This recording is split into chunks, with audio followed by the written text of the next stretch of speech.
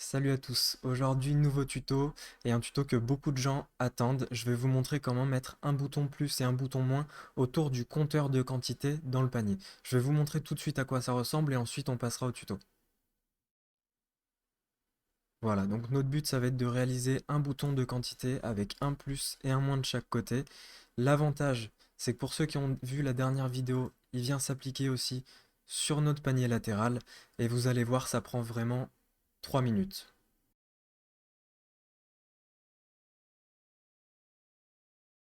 Alors avant de passer au tutoriel, j'aimerais capter votre attention juste 2 minutes. Je vais vous parler de Divicom. Divicom, qu'est-ce que c'est? C'est ma nouvelle entreprise dans laquelle je vais vous aider, je vais vous assister dans la création de votre site.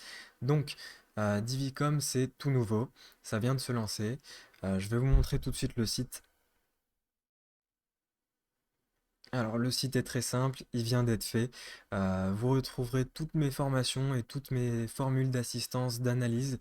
Alors forcément c'est payant, j'ai de plus en plus de demandes et je passe énormément de temps soit à vous répondre, soit à créer les tutos, soit bien d'autres choses.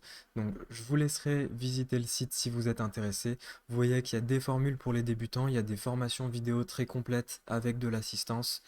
Il y a de l'assistance pour les sites qui sont en construction et aussi des analyses pour les sites qui sont déjà en production.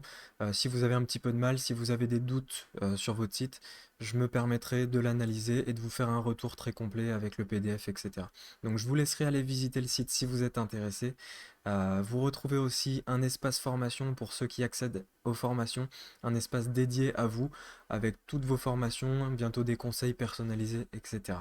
Je vous embête pas plus, je vous montre le tuto tout de suite. Donc, nous voilà dans notre page panier avec l'affichage classique. Vous devez avoir ça pour le moment. Et on va voir tout de suite comment le modifier. Alors, je vais juste copier, moi de mon côté, le petit CSS. Ce qui est hyper bien, c'est que vous, de votre côté, niveau graphisme, il n'y a rien à faire.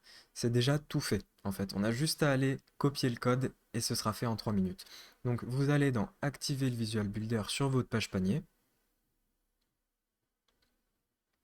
On va aller dans les trois petits points qui sont en bas, la roue crantée, avancer, personnaliser CSS, et là on colle.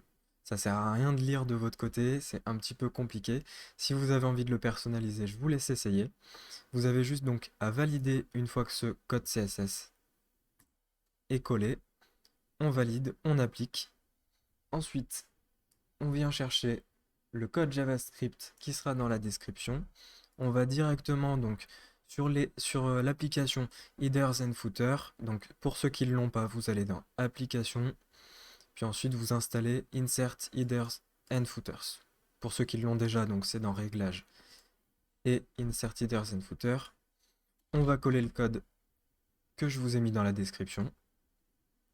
On enregistre. Et quand on revient dans notre panier, si on quitte le Visual Builder, normalement c'est tout bon. Donc là on a bien notre bouton et il s'applique bien à notre panier latéral. C'est tout, aussi simple que ça. Sur ce, je vous souhaite une très bonne journée, une très bonne soirée et à bientôt.